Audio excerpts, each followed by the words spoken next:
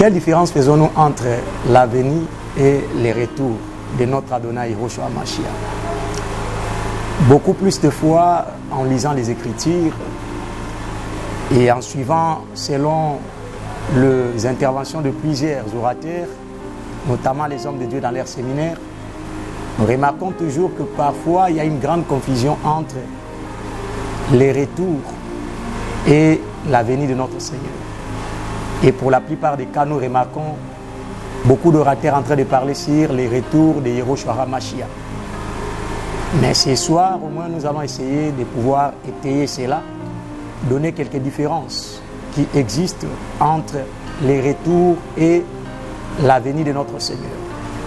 De prime abord, ce que nous devons savoir est qu'il y a des mots grecs qui s'interprètent tantôt parlant de l'enlèvement et aussi du retour. Le premier mot, c'est le mot apocalypsis, qui signifie la révélation, les dévoilements, que nous interprétons aussi par apocalypse. Et selon plusieurs traductions, et l'enlèvement s'est fait voir par cette introduction de ces mots, l'apocalypsis, c'est-à-dire ce qui signifie la présence, la manifestation. Et il y a un second mot qui s'appelle en français la parousie, en grec c'est parousia, qui parle aussi de la manifestation, la présence. Voilà pourquoi vous allez remarquer, ceux qui ont écrit la Bible ont eu des difficultés pour pouvoir nous fixer, surtout dans des versions traduites, entre l'enlèvement et les retours, entre la venue et les retours.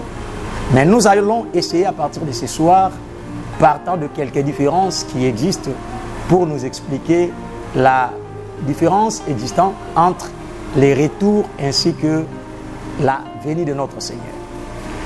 Sachant ceci, Israël attend les retours de notre Adonai Yehoshua HaMashiach. Je précise bien, je dis Israël attend les retours de notre Adonai Yehoshua HaMashiach, tandis que l'Église attend l'enlèvement ou sa venue. Pourquoi j'ai dit cela? Parce que Israël a vu sa venue et voilà pourquoi il les a promis qu'il s'en va. Tel qu'il est parti, c'est tel qu'il retournera. Voilà pourquoi Israël attend les retours. Mais nous, l'Église venue des nations, nous ne l'avons pas connu selon la chair. Donc voilà pourquoi nous, on ne peut pas parler du retour, mais nous parlons de sa venue ou encore l'enlèvement. La deuxième des choses qui présente cette différence est que entre l'enlèvement de l'Église ou l'enlèvement des saints et les retours de notre Adonai Yehoshua Mashiach, il se passe une période littérale de 7 années. Les 7 années entre l'enlèvement des saints, la tribulation qui fera 7 ans, la première moitié de 7 ans, c'est-à-dire 3 ans et demi, ce sera la tribulation, et la seconde moitié appelée la grande tribulation, qui vont couvrir les 7 années littérales, et après quoi il y aura son retour. Ce que nous devons encore savoir est que pendant l'enlèvement, le Seigneur vient prendre le saint. Mais pendant les retours, le Seigneur vient récupérer les siens. Je précise bien, je dis, pendant l'enlèvement, le Seigneur vient prendre le saint. Mais tandis que pendant les retours, il vient chercher le sien.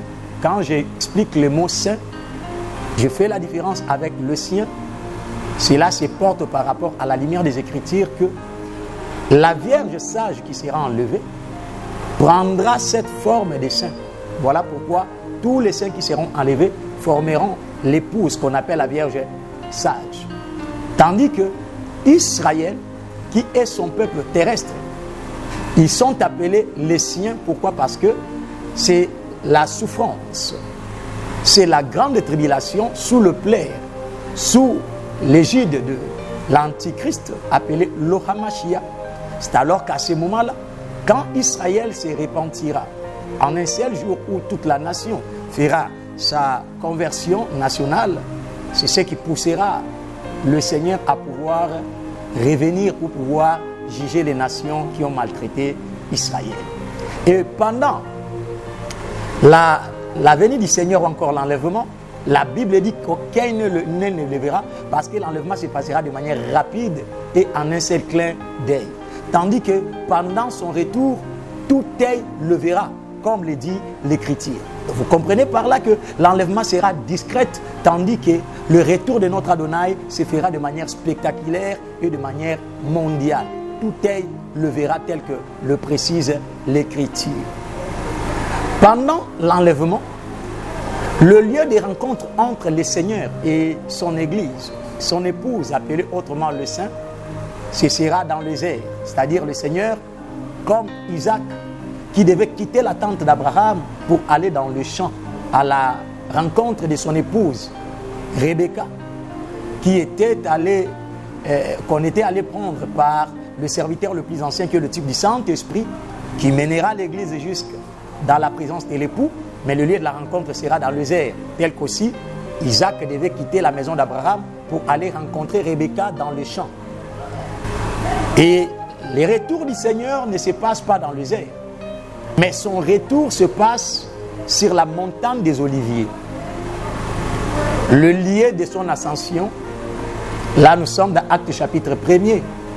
Quand il montait, la voix, les anges ont dit aux apôtres que tel que vous l'avez vu partir, c'est tel qu'il rentrera. C'est-à-dire que lors du retour du Seigneur, le lieu de la rencontre entre le Seigneur et son peuple d'Israël sera la montagne des Oliviers. La montagne des Oliviers qui se fendra en deux et formera une grande vallée appelée la vallée de Josaphat.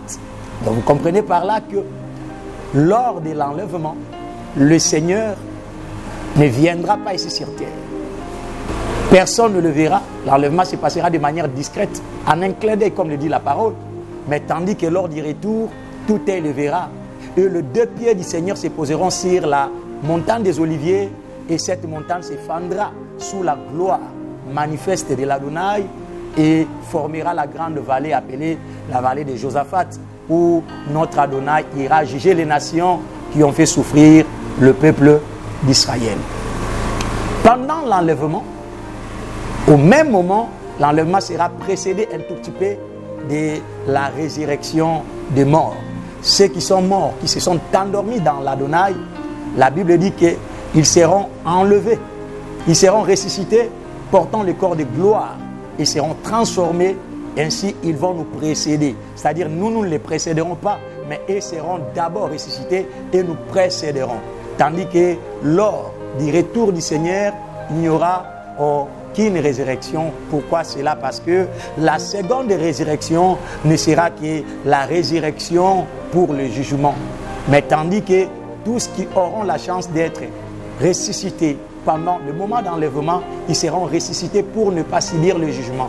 Car les saints ne verront pas le jugement. Les saints ne passeront pas par le jugement. Mais tandis que ceux qui ressusciteront pour la seconde fois devront passer par le jugement. Et ce jugement s'appelle le jugement de soit la condamnation, soit pour la vie. Donc, par ici, nous comprenons, bien aimés, qu'il y a une grande différence entre l'enlèvement des saints et le retour de notre Adonai Yehoshua HaMashiach. Le Seigneur vient.